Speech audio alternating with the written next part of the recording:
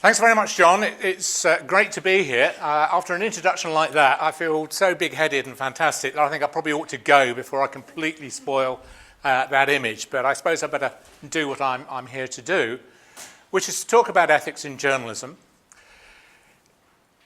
As you progress through the academy, through other things, one of the difficulties that you get is you meet a bunch of people who are keen, enthusiastic to get on with the course of their life, to do big things, to become famous, to write fantastic stories, whatever it may be. And you want to tell them everything that you know to help guide them. And the trouble with that is that it will take hours and hours and hours and hours and be incredibly boring. Now, when you do it in a degree program, it's fantastic. But to be asked to talk about everything you know about ethics in just 1 hour, you have to be incredibly selective.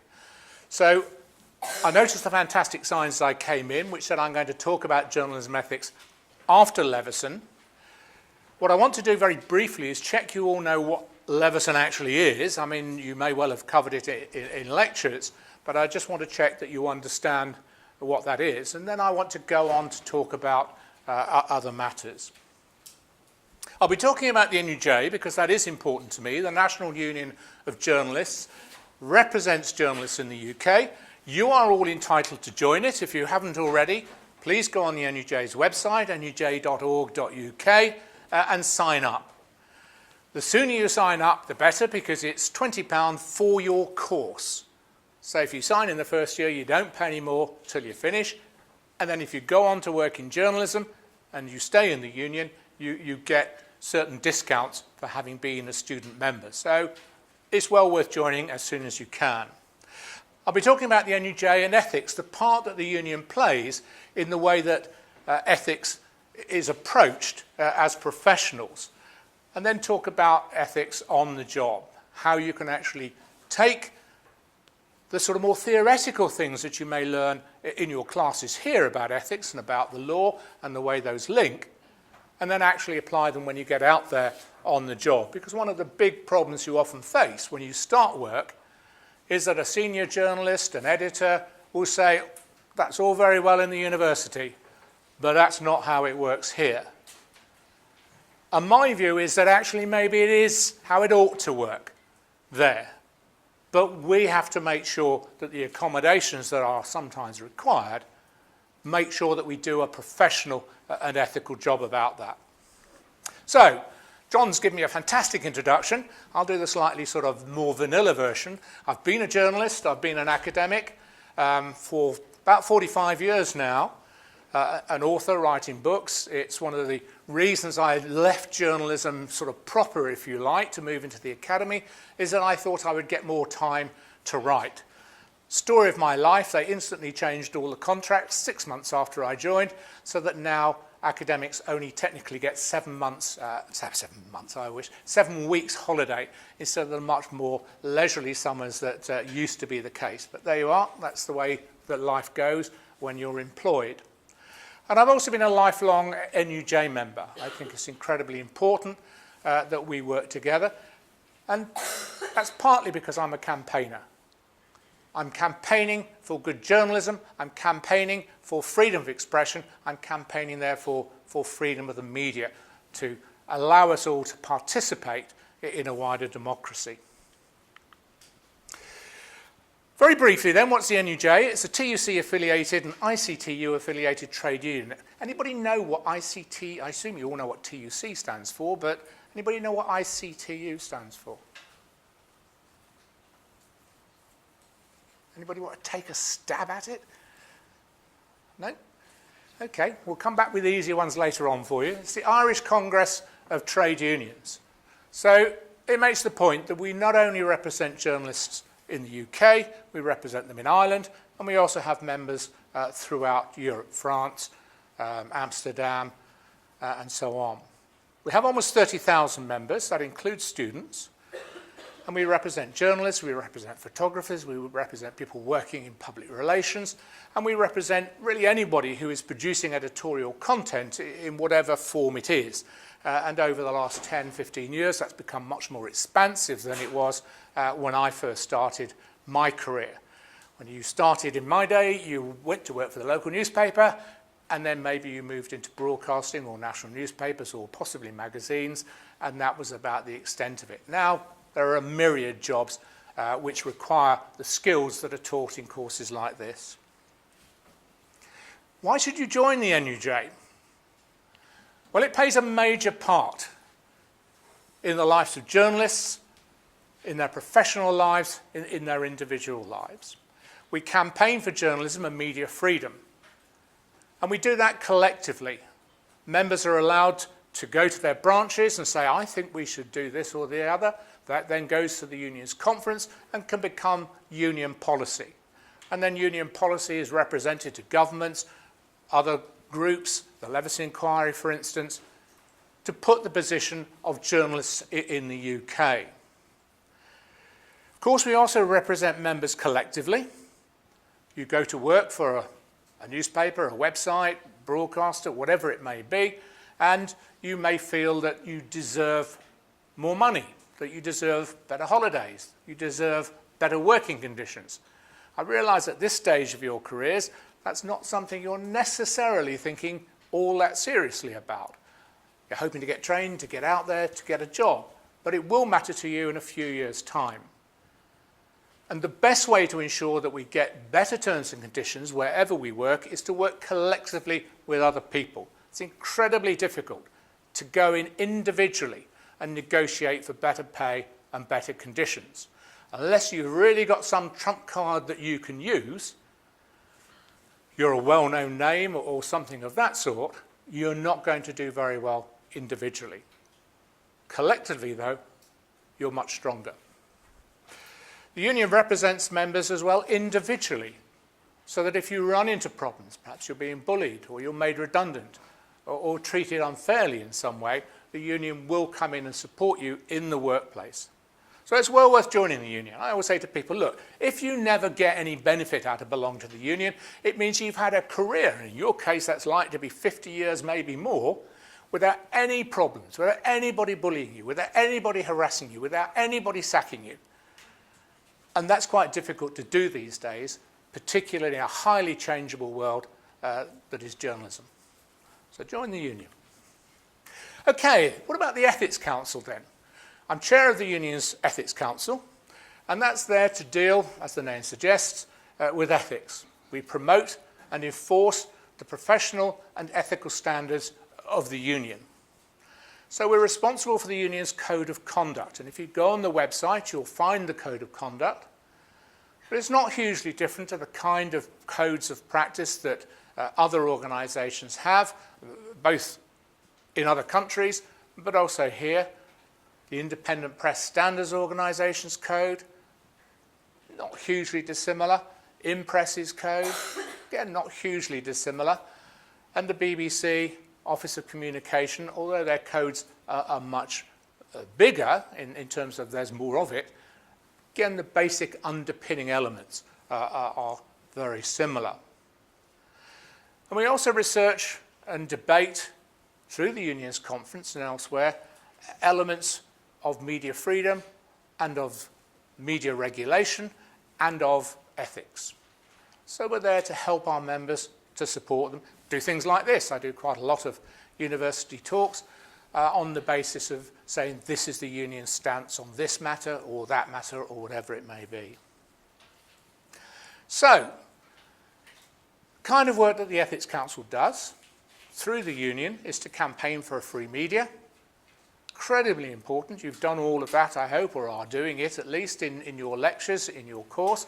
Why is it important that we have a free media? Why is it vital that it's able to say the things that it wants to challenge government, to hold those in power to account? All those kind of issues. And we campaign for responsible journalism, for the important part that plays in that campaign for free media. Educating our members, enforcing standards. We campaign for better media regulation. As I said at the start, the title of the talk is Media Regulation and Ethics since Leveson. But this has been going on long before Leveson. Leveson was just one particular watershed, one particular point in the lifetime of journalism where people have said, actually, journalism in the UK is rubbish and something needs to be done about it. And again, we run into the kind of problems that we always run into here, that you will have run against in the various debates and discussions you'll have had in classrooms just like this. How far do we go at enforcing the way the media works if we are to have proper media freedom to allow people to say what they want to say? So we represented our members' views to government. I'm due to write a couple of documents which will go into a consultation over the next few weeks. The government has asked people what they think about both Section 40 of the Crime and Courts Act and the second part of the Leveson inquiry. So a quick detour. Anybody know what the Crime and Courts Act Section 40 actually says? Real brownie points if you get the answer to this one. This is a real nerdy question. Anybody know what Section 40 says? Now, I'm just giving you a chance to wake up, really. I would have been absolutely stunned if anybody had known this. I won't embarrass your lecturers, but I could probably ask them and they might stumble a bit. It's a really nerdy question. But Section 40 of the Crime and Courts Act was introduced following the Leveson inquiry, when the debate was still going on about how we ensured we had a regulator that could actually do the business. And Section 40 said that if there was an appropriate regulator recognised by the Press Recognition Panel that had been set up under the Royal Charter on the press, if there was such a regulator,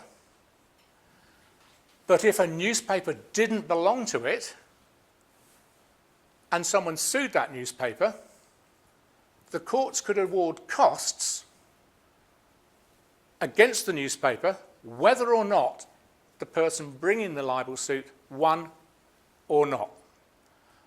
The logic being that if there had been a regulator with a proper arbitration system and that newspaper had belonged to that arbitration system, then the person bringing the lawsuit would get quick and cheap justice, whether they won or lost. So rather than make them pay expensive court cases, one of the sticks alongside the carrots that the government introduced in order to get newspapers to join an appropriate regulator was that they would have to pay the costs of any lawsuit, regardless of whether they won it or not. So that's Section 40. The other thing I have to write a paper on over the next few weeks is the consultation about whether that we should move into Leveson Part 2. The Leveson inquiry took virtually a year, but it only did a part of the work that it was set up to do. Because there were a large number of court cases outstanding, journalists who were being accused of bribing public officials, phone hacking and other issues, Lord Justice Leveson said we have to delay some of this inquiry, which we call Part 2, until a later date, until all the court cases are finished, so that we don't prejudice those court cases by taking evidence to the inquiry. Well, those court cases are all over now, and so it's possible to move back to continue the inquiry to look at all of that underpinning. And the key part to that, as far as the NUJ is concerned, is it looks at the part that publishers and proprietors had in phone hacking. At the moment, it's the journalists who are picking up all the flack for phone hacking. Rebecca Brooks went to court and said she knew nothing about phone hacking. She was just the editor-in-chief. She knew nothing whatever about phone hacking at the News of the World, and therefore she was found not guilty. All the evidence so far is saying this is just journalists doing this business entirely on their own. The NUJ says that's not true. We want a proper investigation into who authorised these things, how this all came about, and what part did these big corporations play in ensuring that these things happened. So we want Leveson 2 to go ahead so that we get a proper investigation and that we don't leave our members as the only scapegoats for what happened. And then we also advise international bodies and other countries often seeking to improve their media freedom around the world. We can discipline members for breaching our code of practice, our code of conduct. We hold a hearing of the complaint, but it can only be a complaint by another NUJ member. We no longer take complaints from the public. There is another regulator there to do that. But if we find a member guilty, we can fine them up to £1,000, we can suspend them from membership, we can censure them. Technically, we could expel them from the union, but we're no longer legally allowed to do that. The law prevents us expelling members for breach of professional ethics.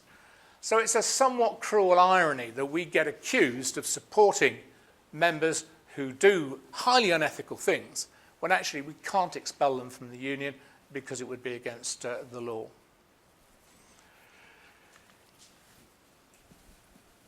Media freedom then. Why is that so important to the NUJ? What is there about that that makes it our number one principle? It's our first point in our code of conduct, that we would support media freedom. Everything else that we do in our code of conduct, everything else all of us should do as journalists, is predicated on the basis that we are allowing freedom of expression, that we are pursuing media freedom. Need to be a bit clear, that media freedom is not necessarily the same as freedom of expression. They are not directly linked, but for the sake of this talk, we'll assume that they are. It's an important freedom because it's the right to publish in the public interest, to provide people with information, to allow them to hold politicians and other leaders, other people in positions of power, to account for that power. And so it's not just about elected people. There are plenty of people who are in positions of influence and power for other reasons than that they were elected, that we have a right to hold to account. And it comes all the way down. I'm now retired, so I'm not actually employed anywhere, but I mean, whilst I was working as a professor at Liverpool John Moores University, or indeed anywhere else, I was responsible, as your tutors are now, for students. And that meant I should be accountable for that level of authority. If you felt that I was doing something wrong, if you felt I was abusing students in some way, then it would be right to hold me to account for those issues. And so this level of account comes right the way down to quite a low level. Teachers in schools, head teachers, people working in a local hospital, doctors, nurses. Story the other day, I don't know if you saw it, about a care home somewhere down in Cornwall, where a reporter had gone in undercover to expose the kind of appalling things that were happening there. And there were films on the TV news about them using morphine as a, I forget what the term they used was now, a medical cosh or something. Can you remember what it was called? But it was a way of keeping the patients quiet. And this was exposed, and the care home was immediately closed down, despite the fact that the various authorities there had known about this apparently for some time. But they were suddenly obliged to close it down and deal with the situation. And that's holding people in power, pretty limited power there, but very much local and important power for people in vulnerable situations, holding them to account. We have the right to publish views and opinions even if they offend. This is something else that often people say to me, well, it's not right that you should be able to publish something that's offensive, and trolls are often brought in here. We need to be aware that there's a difference between offence and harm. And that's a division that often trolls go over. They're not just offending, they're potentially harming someone. And that's a different matter altogether. But if we only have the right to say things that are inoffensive, what's the point of that? Oh, I can say nice things about you. Well, I hopefully would do that anyway. What's important about media freedom, about freedom of expression, is the right to say things that will offend you. Now, the difference really between media freedom and a personal freedom of expression is if I stand here and say something that you find really offensive, there's nothing to stop you saying, hang on, I'm not having that, that's not good enough. Either because it's personally offensive to you or because it's sort of generally offensive to other groups or whatever it may be. And you can come up at the end and upbraid me about it and talk about it. If it's in the Daily Mail, you don't have that real ability to do that. You can go on now and comment, but I mean, if they find it particularly cutting, they will cut it themselves. So there's a limited potential to do that in a way that a few years ago there probably wasn't. So if we're going to hold people to account, we need to be able to write in the public interest things that are important. So as I say at the bottom, it's having a right to run a profitable business. There's nothing wrong with that. But it should not be the right to ruin people's lives. It should only be the right to run a profitable business, providing appropriate information. Right, how are we doing? I don't know, because my watch refused to turn on. What do we mean by a good journalist, then? That's something that's worth thinking about, because it's a term that we use, oh, I want to be a good journalist, but what do we actually mean? We can mean that someone is morally right, and that's largely what I want to go on and address for the sort of last 10 or 15 minutes, and then hopefully some questions. Actually, if you've got any questions at any time, just put your hand up, and I'm happy to answer them. Two things, really. Morality, but also functionalism. We need to remember that you can still be a good journalist and be completely amoral or even immoral. And that's one of the things that came out quite clearly at Leveson. An awful lot of people were going to Leveson and saying, well, yes, I did these horrible things, but they were getting good stories. They were still getting employed by an important newspaper that was paying them quite a lot of money to do those things. So you need to make decisions at some point in your career, either here or as you go into your first job. But I'm not just going to be a journalist that does things functionally. I don't just write good stories, take good notes and all the rest of it.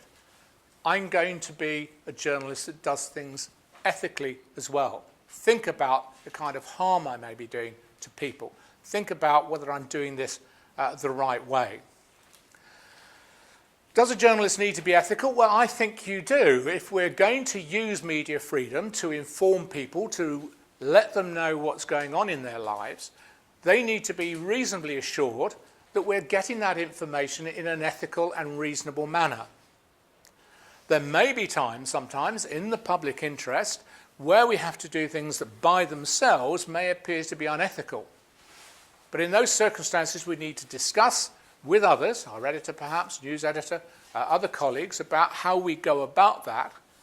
And so that if we're using methods that are not straightforward, hidden cameras, pretense, and so on, that we're doing that because that's the only way that we can get that story, and because that story is so important to the public interest that it's worth doing something that we know is wrong for the greater good. And that's the problem that ran through the phone hacking. There may be times when phone hacking might be appropriate as the only way to get the information, the evidence you need in order to publish a story in the public interest. Maybe. But one thing is absolutely certain, there is no ethical justification for tapping people's phones purely for the benefit of getting a little bit of celebrity gossip, which you know will raise the circulation of your paper because it's interesting, but actually there is no good reason for us to know that information, that it is an intrusion into someone's privacy. Just as an aside, because you're all looking a little bit bored, anybody know how you actually hack phones? No? It's pretty damn easy, I hope you know. Not that I'm suggesting for a second that you've ever done it. What most journalists did for hacking, two methods. One, you got a private investigator to find out the numbers of the great and the good, and you got that number back. You don't actually sort of tap into the line. What you get is their voicemail. You've all got phones of varying sorts. When you took it out of the box, you went, ooh, this is pretty. And then you looked at the book about how to make it work, and you thought, sod it, I know how to do that. And you threw that away, and you just got on with it. One of the things it told you in that book was the password for your voicemail. You all have voicemail. I don't know how often you use it. It's not, I have to say something, I tend to use a tremendous amount. But it has a password. Does anybody know what the password was on your phone, the passcode, when you got it? Sorry, what was, I heard a murmur over here. What was? It's probably something like 1111. Well, I mean, you're not far wrong. Yeah, I mean, the usual ones are either 1, 2, 3, 4, yes, quite right, or 0, 0, 0, 0. The fact that none of you can remember that it has that password suggests that none of you have actually changed your password. Anybody actually changed your password? No. Okay, so I hope you all go away and change it, because what I'm going to say is to everybody else, you want to find out what their voicemail messages are, your friend or your colleague. What you do is you get another friend to ring them, talk to them for a bit. Whilst their phone is busy, engaged, you then ring that number. It will go through to the voicemail. You can put in the passcode, and you can download all their messages. Okay? That's what most journalists were doing on the News of the World and some other newspapers, the Mirror, for instance, because it's so easy. You get the number of Prince Harry. You get your mate to ring Prince Harry. You then dial into their voicemail, and so you'll find most of these messages come from voicemail. And so the Guardian story that finally sparked off the Leveson inquiry was that Millie Dowler, anybody remember who Millie Dowler is? Yep, that's right. Spot on, well done. Yep, Millie Dowler was a young woman, 15, 16, she went missing, and the News of the World hacked into her phone and listened to her messages. There is some debate about whether they actually deleted the voicemail messages, but the voicemail messages were deleted, and that led the police to believe she was still alive, even though she'd already been murdered at that point. Led them to believe she was still alive because they felt she'd downloaded the messages and deleted them. So the newspaper interfered directly with an active police investigation, giving them the wrong lead, or so the police said. So there's some doubt about that, so I'm not going to guarantee it. They also hacked into the phone of some of the families of victims of British troops killed in Afghanistan. So again, that caused considerable outrage, and it was that sort of final nail in the coffin that sparked off the Leveson inquiry. Anybody know when phone hacking first became an issue, when the authorities and others first started investigating it as a serious problem, bearing in mind that the Leveson inquiry was launched in 2011? Was it just standard out really, 2001, 2002? Yeah, 2001, 2002, I'll take that. That's a good answer, yeah. So we're talking about 10 years before the Leveson inquiry. Basically, as soon as we moved from the old analog mobile phones at the end of the 90s to the new super-duper, much smaller digital phones, everybody said, wow, these are fantastic, and all started to carry them, particularly, obviously, celebrities and famous people who've got more money than most of us. And that's the time when we will start seeing people tapping into those phones as they become used much more often. Now, I'm not saying that we hadn't been tapping into the voicemail of landlines before that, but that was still pretty early technology. It was quite a different situation to the way it is these days when we all wander about with mobiles. If you actually investigate the number of inquiries, investigations, they go back quite a long way. Because they involved the press, we didn't hear about those stories until it became essential. Right. Ooh. So that's why we need to be ethical. And what I want to talk about now is, are there things we shouldn't do? And what drives us really to be unethical? Because it's very easy to sit there now and say, oh, no, I'd be ethical. I wouldn't. That's disgusting. I wouldn't do that kind of thing. I wouldn't invade someone's privacy. And, well, I don't know. Maybe you say, that's fantastic. I'd love to get all these stories about celebrities and put them on the front page of the paper. I don't know. Dare I ask if anybody fancies doing that for a living? We'll leave it at that. Draw a veil over it. It's a good sign. Okay, so you learn ethics and law here, and hopefully that will set you up well. What I tend to find with students over the years is that they start and they say, oh, no, I wouldn't do that kind of thing.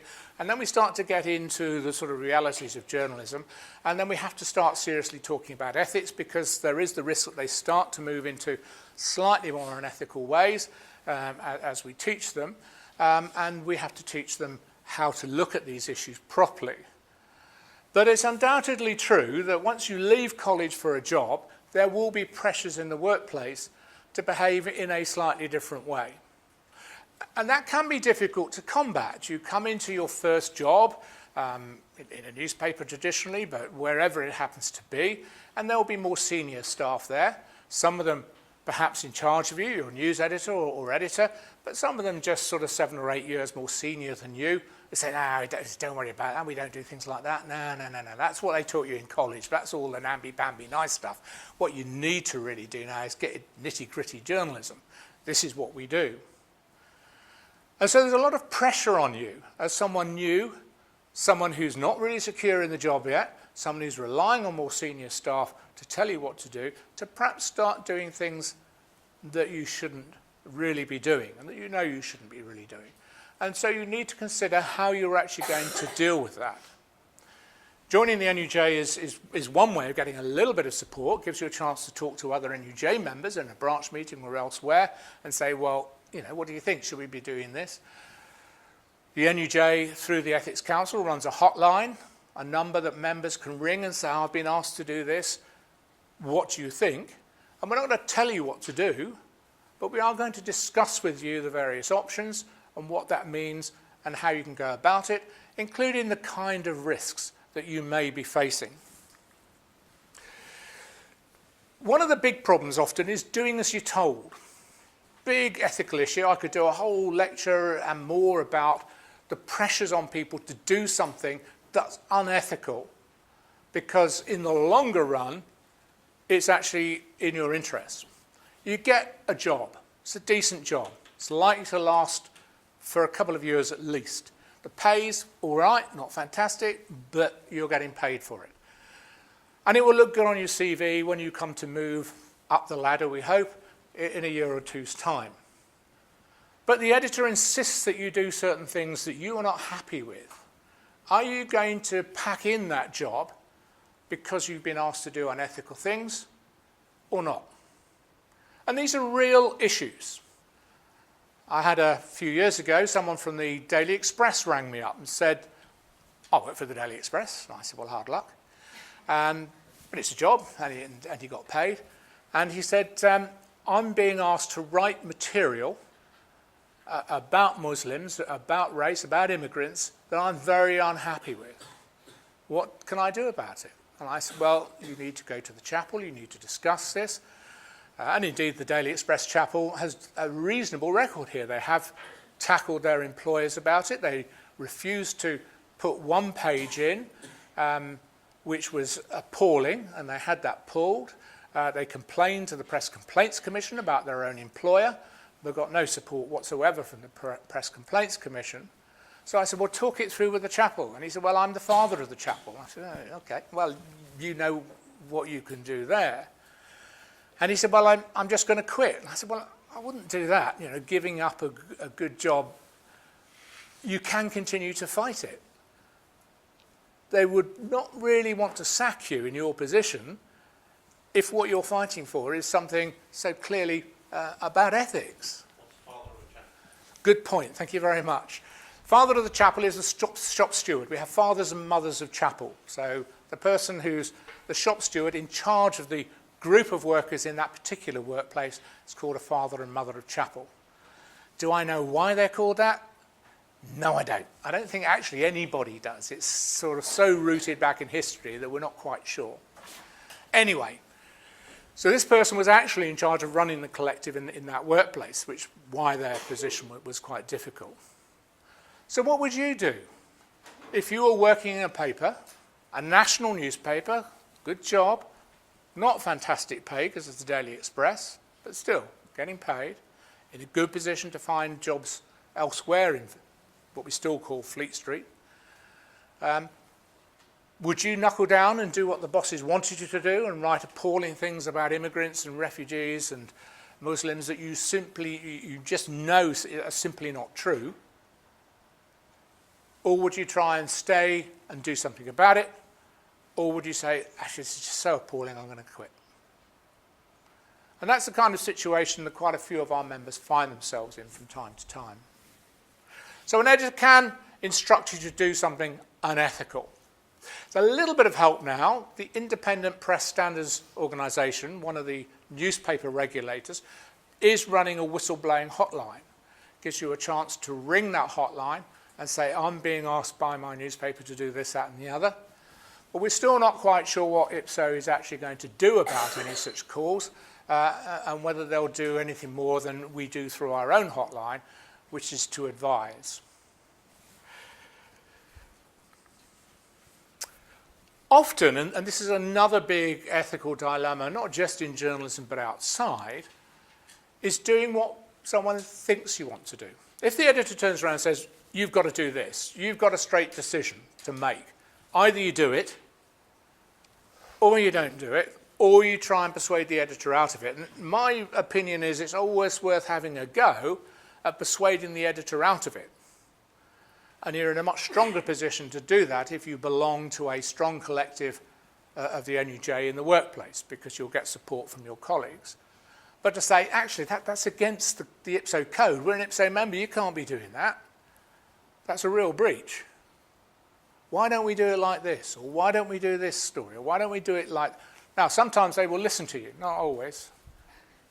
But if you don't give them the option, there's no chance. But worse than that, and we see it all the time, is that people often don't do something because they've been told to do it. It's because they think that someone wants them to do it. They think that's what the editor will like. They think that the proprietor will promote them if they do this. And that's, again, not always the case. So you need to think very carefully, am I really doing this because I think it's a good story, or because I've been asked to do it, or am I just doing it because I think someone else wants to do it? If we look at half the appalling behaviour that one sees around the world, a massive part of it is done because people think that someone else, whether it's God or Allah or a politician or a political leader or the king or whatever, wants them to do it. And you can find examples throughout history. I'll leave you to look up your own. But we need to be aware that just because you think Rupert Murdoch or someone like that wants you to do it, you might be right, in which case you need to go in and dissuade them, or you might be wrong. They might want you to do something completely different. I'll whip very quickly through this. This is taking a little bit longer than I'd anticipated it might do, because I do want to give you a chance to ask some questions, or failing that, to sneak off. I said that there are general issues in codes of conduct, and the NUJ's code is no different. Accuracy, truth or right to reply is very important. That's usually the top of the list of complaints to any of the regulators, the Independent Standards Organisation. About 90% of the complaints that they adjudicate involve accuracy or the right of reply at some level. Same with Ofcom, BBC. Privacy is the next most important one. About a third of complaints to IPSO involve intrusions into privacy in some form or another. And children is another issue as well. We should be protecting juveniles. The UK law accepts that juveniles should have the right to make mistakes and to learn from them, and we should follow that as well. Discrimination, protecting vulnerable groups of various sorts, very important. Harassment and intrusion, we need to be very careful about harassing people, about intruding into their privacy, I mean physically intruding in this instance. We need to be very thoughtful about using straightforward means of gathering information. Occasionally, if the only way of getting information, as I've said before, is to do something that is not straightforward, then we need to consider whether that's appropriate, whether it's the only way that we can do it, and whether or not it's an over-the-top use of an unethical power.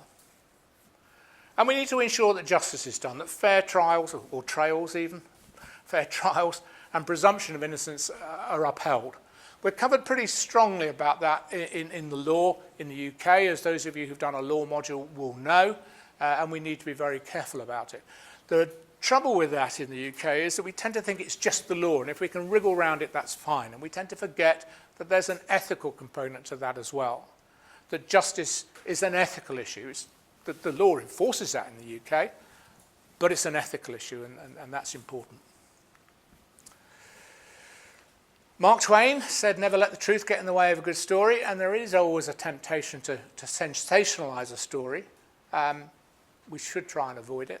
We need to be accurate. On the other hand, we want to try and make the story interesting.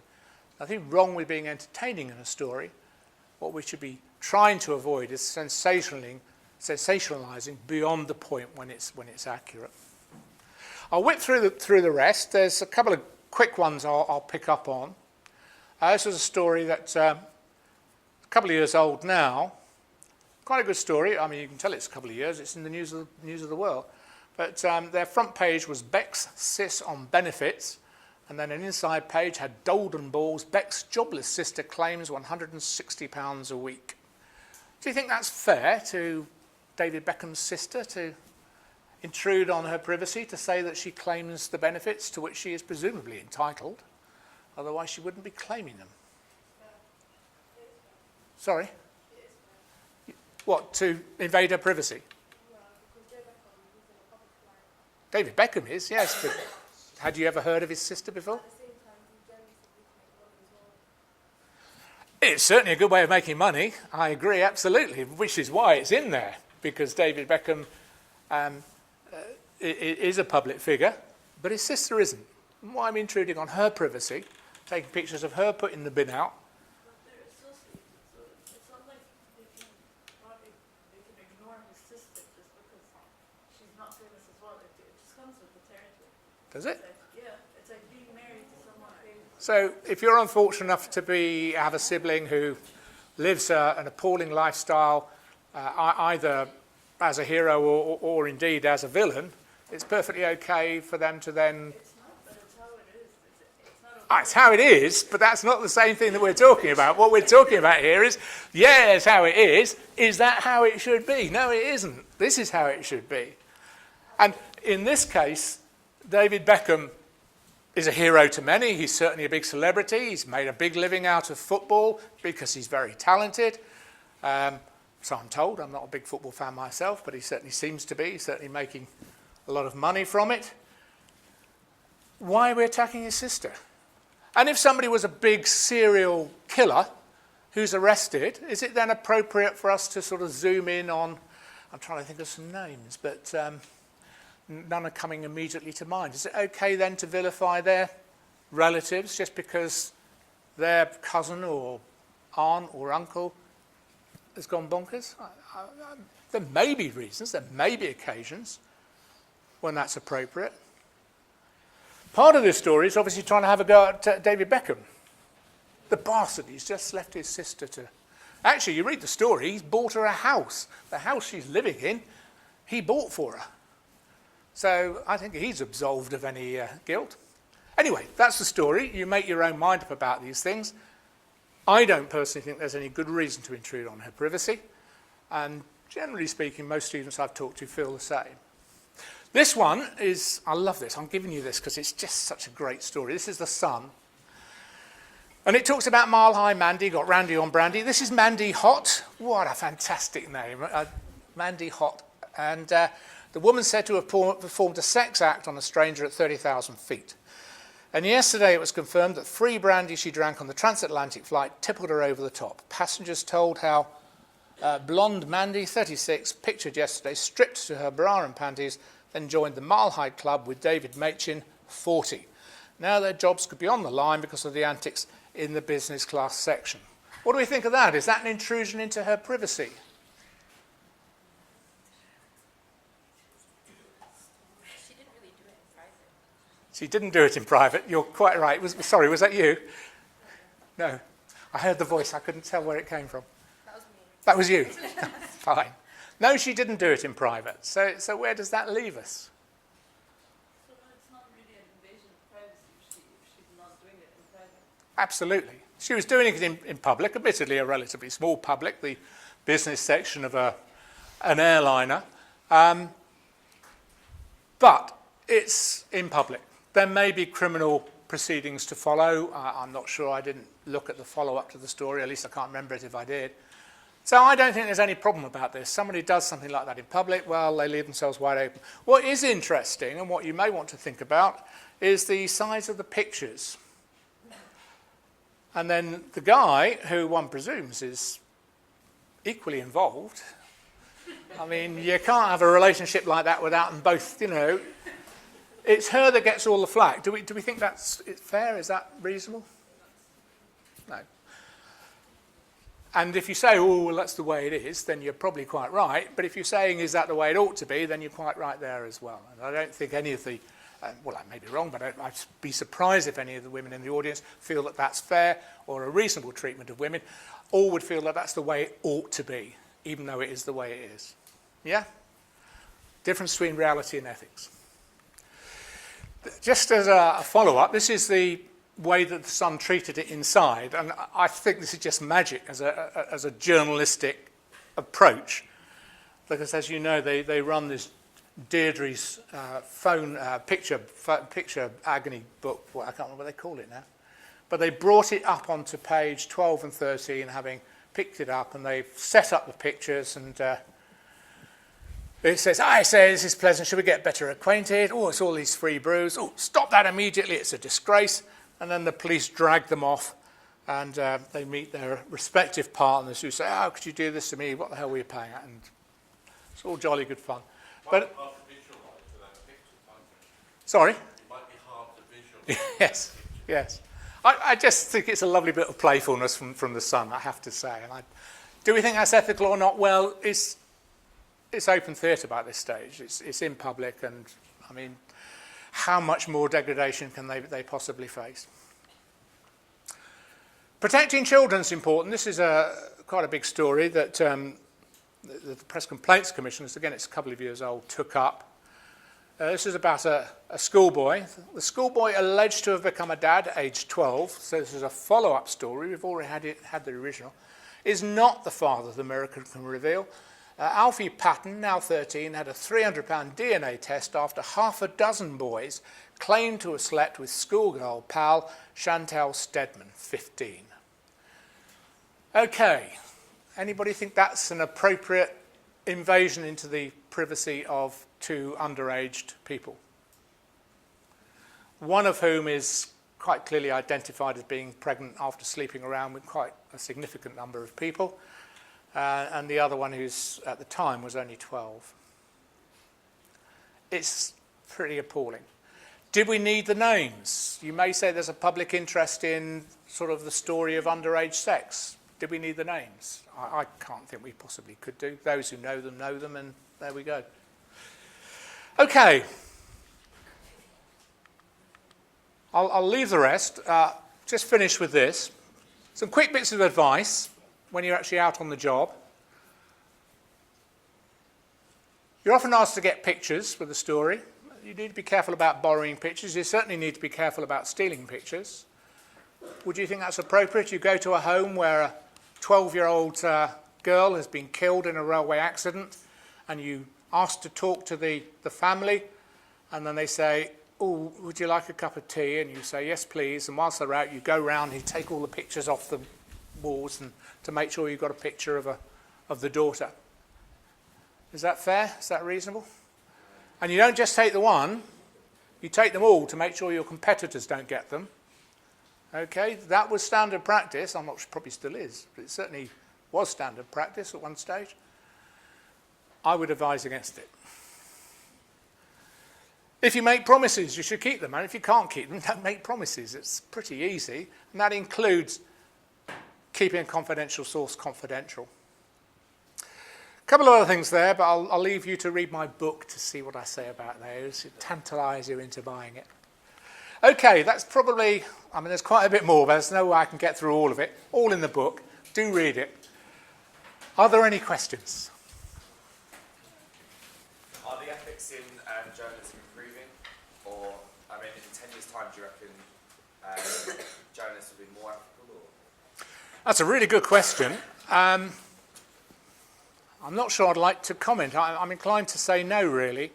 I certainly think ethics generally were better about 20 years ago. And that's partly at least because it was easier to go to your NUJ chapel and talk with other colleagues. It's become much more difficult to do that for a variety of reasons. Leveson, I think, did bring it right into the fore and make people think about the issues involved, and so that may have helped. But there's been no structural help to help improve. Publishers improved their papers a little bit during the period of Leveson, but a lot of them have gone back to the same kind of appalling habits because they sell newspapers and they want to make a profit. So I think probably not. I certainly wouldn't want to stick my neck out and say they have. Good question there. Thanks. Do you think that the political agendas that major newspapers have in this country are a massive problem in journalism? I mean, there certainly can be, and I mean, we certainly see that coming through with Brexit. I mean, one of the things the NUJ is doing at the moment is, through the Ethics Council, is looking at the reporting of Brexit, and particularly the difficulties a lot of journalists had about getting at the truth, at providing balanced coverage. I mean, not that newspapers are obliged to be balanced, but broadcasters were, and looking at some of the difficulties they faced, and how that also led into much more racism and xenophobia, particularly since the actual referendum result. It's proving quite interesting. We put out a survey. Slightly under 400 of our members responded, which is not bad for a sort of survey of that sort. The general view seemed to be that they hadn't felt under that much pressure to write in any particular way. Of course, it's a self-selecting survey, so it may well be that all those who felt pressure didn't actually respond to the survey, so it's difficult to say. But we'll be holding a conference in mid-January where we'll be examining some of those kind of issues. But yes, you're right, the Express, the Mail particularly have that, what one might loosely characterise as a right-wing agenda. It's actually not as simple as that, but we can characterise it in that way. Where they want to pander to their readers' particular belief patterns. It's a complex relationship in that they are writing that way because it appeals to their readers' general instincts. They don't feel, and there's no reason why they should feel, that they're there to educate their readers to think more sensibly. Therefore, they're providing the stories where a Mail reader or an Express reader go, yeah, it's just as I thought, rather than actually saying, well, no, these things aren't exactly like that, because if they say that, they may go and read something else. So it's a very complicated relationship, but you're right, that kind of political agenda, actually driven by profit, can be very corrosive, very damaging. Anybody else? Sorry. Generally speaking, absolutely not. No, I mean, I've done some work on that with several sort of Muslim groups. I mean, I was speaking at a meeting on Monday with someone from Tel Mama, which is a campaign group which tries to help people respond to issues, anti-Muslim issues. And quite clearly, there are real problems. I mean, I said about the Express Chapel preventing a page going in the Express, and I'm trying to remember the details, but it was basically an anti-Muslim attack, and they wanted to call it, I can't remember what they wanted to call it now, the Niqab News or something like that, which would have been a page which is an out-and-out attack on sort of the worst extremes of Muslim alleged behaviour. And the chapel there said, no, we're just not working on that, and they obliged the management to pull the page. So we need to be quite clear that the people working for the Express are not necessarily the people pushing this, but they are often people who are obliged to write in a way that they're not happy about. But certainly the Express, the Mail, to a slightly lesser extent, are very bad at that. They see this as an easy way of getting at their generally white readership, generally older white readership, playing to their prejudices, not trying to educate, not trying to explain what's really going on, but just making them keep by the paper because they read what they want to read. It's not an acceptable way of doing it, in my view, but that's what's happening. Anybody else? Sorry. What has your experience working in the media been like with all the ethics that are present? Do they sometimes seem like boundaries to information that you would otherwise have gotten without the ethics? What, you mean me personally? I mean, I've been fairly lucky in my career. I mean, I didn't go and work for the national papers because I certainly wasn't prepared to get into that game. I wanted to stick with weeklies and then daily newspapers outside of London. And I've always found, but I accept I may just have been incredibly lucky with my editors and so on, that if you actually went in and argued with the editor about whether a certain story should go in, about the way it should be treated, they were, or the news editor, they were usually prepared to listen. We could have a discussion about whether it was appropriate to cover it, whether it was appropriate to cover it in this way. And I would always advise, talk to your immediate superior, and if necessary, talk to their immediate superior. You may find that they are more open to a discussion about how something should be handled in a more ethical way than perhaps you think. But at the end of the day, we always have to remember we're working for an organisation that's trying to, trying to make money, and that may put pressures on us, whether we're journalists or working in anything else, which pushes in a direction that we're not happy to go in. Anyway, thank you very much, Steve. Fascinating talk. Thank you. Can you upstairs with the control room?